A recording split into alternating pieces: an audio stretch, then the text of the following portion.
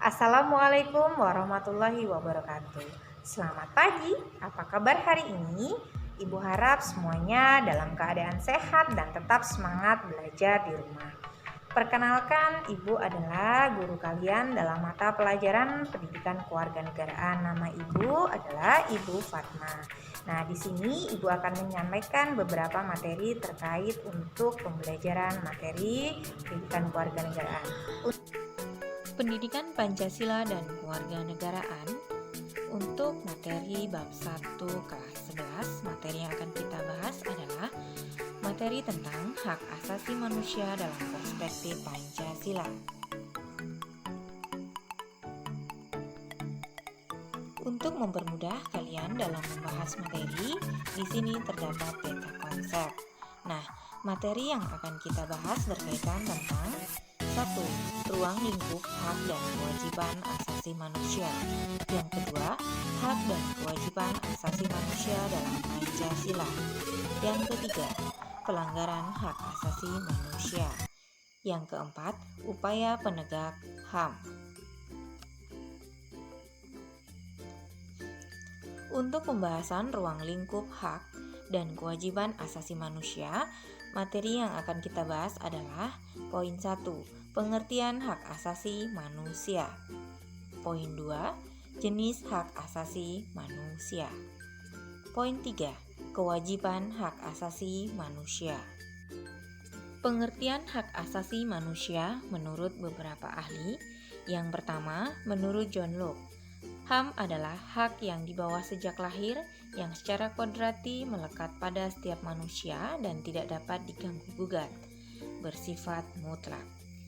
Yang kedua, menurut Jan Matterson, HAM adalah hak yang melekat pada setiap manusia yang tanpanya manusia mustahil dapat hidup sebagai manusia. Yang ketiga, menurut Miriam Budiarjo, HAM adalah hak yang dimiliki manusia yang telah diperoleh dan dibawanya bersamaan dengan kelahiran atau kehadirannya di dalam kehidupan masyarakat.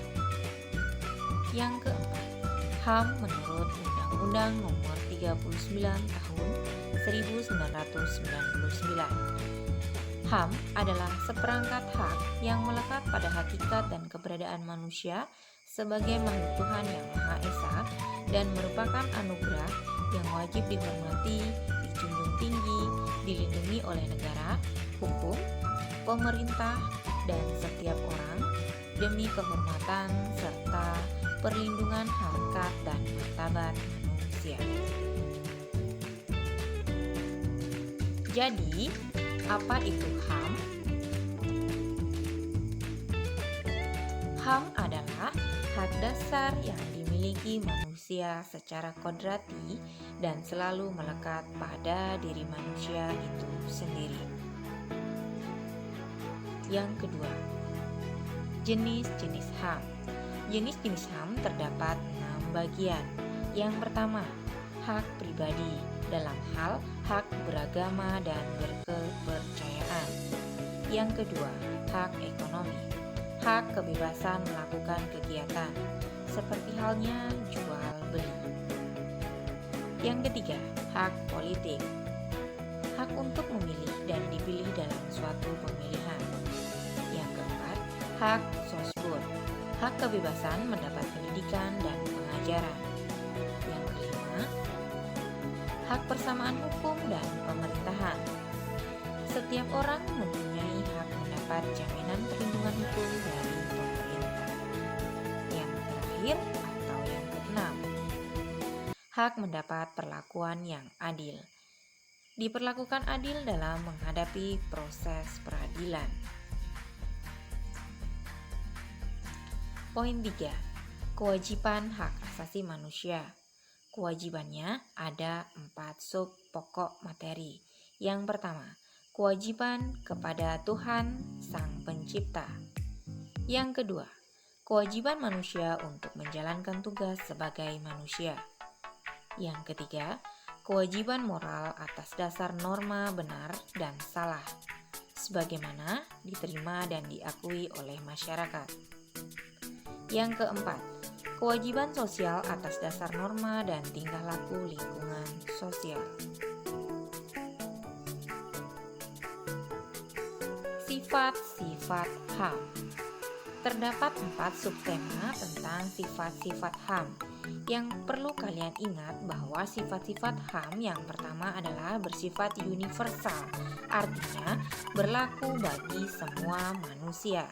Yang kedua, bersifat utuh, tidak dapat dibagi-bagi.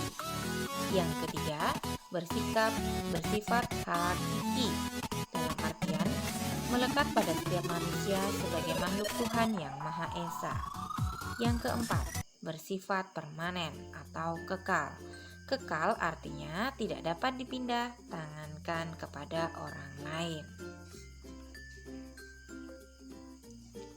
Nah, selain sifat-sifat terdapat unsur-unsur HAM. Yang pertama, unsur keistimewaan.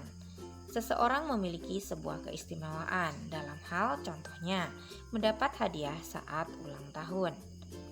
Yang B, klaim, hak untuk menuntut dan meminta. Contohnya, membeli barang tidak sesuai pesanan. Jadi, setiap pembeli boleh mengklaim terhadap penjualnya. Yang ketiga, atau yang C adalah kuasa. Memiliki kemampuan untuk menjadi penguasa atau pemimpin. Contoh, kapten membebankan kewajiban kepada anak buahnya. Yang terakhir, kekebalan dalam hal imunitinya. Seseorang yang memiliki kekuasaan atau kuasa pasti memiliki kekebalan dalam artian memiliki perlindungan. Contoh, Undang-Undang Nomor 18 tentang advokat, kebebasan untuk mengeluarkan pendapat atau pernyataan dalam membela perkara yang menjadi tanggung jawabnya. Tujuan HAM. Sekarang pembahasan meliputi tentang tujuan HAM, bahwa HAM memiliki tujuan. Yang pertama, melindungi orang dari kekerasan dan kesewenang-wenangan. Poin yang kedua, mengembangkan rasa saling menghargai antar manusia. Poin ketiga, mendorong tindakan yang dilandasi kesadaran dan tanggung jawab untuk menjamin bahwa hak-hak orang lain tidak dilanggar. Selain tujuan, selain sifat, saatnya kita memahami tentang prinsip-prinsip HAM. Prinsip yang pertama, menurut Rona K.M. Smith, prinsip kesetaraan. Semua orang terlahir bebas dan memiliki kesetaraan dalam HAM. Kesetaraan di depan hukum ya pastinya. Yang kedua, prinsip pelanggaran diskriminasi.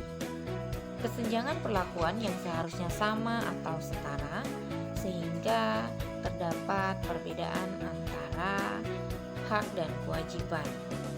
Antara kesenjangan hukum, itu yang dimaksud dengan prinsip pelanggaran diskriminasi. Yang ketiga, prinsip kewajiban positif setiap negara. Di setiap negara memiliki kewajiban positif untuk melindungi secara aktif dan terpenuhinya hak-hak dan kebebasan warganya. Sedangkan menurut Manfred Neuwirth bahwa prinsip terdapat 3 poin. Yang pertama, prinsip universal. HAM berlaku secara keseluruhan dimanapun seseorang berada. Yang kedua, prinsip ketergantungan. Pemenuhan hak sering bergantung pada pemenuhan hak lainnya.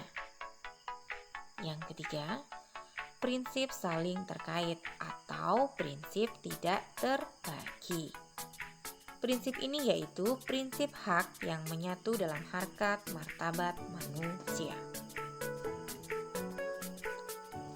Dan subtema yang terakhir adalah tentang teori-teori HAM. Yang pertama, teori hak alami atau kodrati.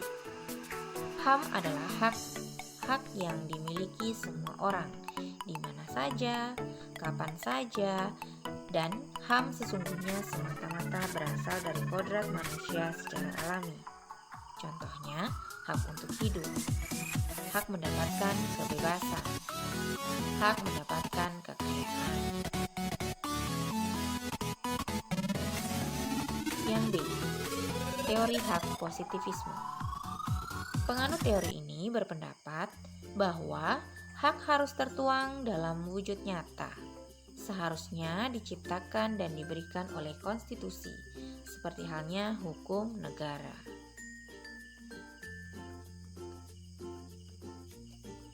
Poin C, teori relativisme budaya. Dalam teori ini dikatakan tidak ada suatu hak yang bersifat universal, melainkan manusia merupakan produk dari beberapa lingkungan sosial, budaya, peradaban, serta cara pandang kemanusiaan yang berbeda. Nah, dari 3 teori tersebut, bahwa di Indonesia ini memiliki teori yang sering digunakan, yaitu teori HAM yang dianut di Indonesia lebih banyak dipengaruhi oleh teori kodrati. Mengapa demikian? Karena Undang-Undang Dasar Negara Republik Indonesia tahun 1945 memuat hak-hak dasar yang memanjang memang melekat pada diri manusia sebagai pemberian Tuhan yang Maha Esa. Hak sebagai pemberian Tuhan yang Maha Esa perlu dilindungi dan dijaga dengan baik oleh semua pihak, baik individu, masyarakat, maupun negara. Berikut contoh-contoh tentang hak asasi manusia.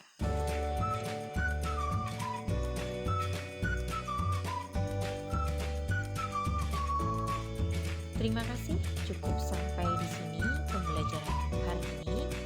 Ibu akhiri, Assalamualaikum warahmatullahi wabarakatuh.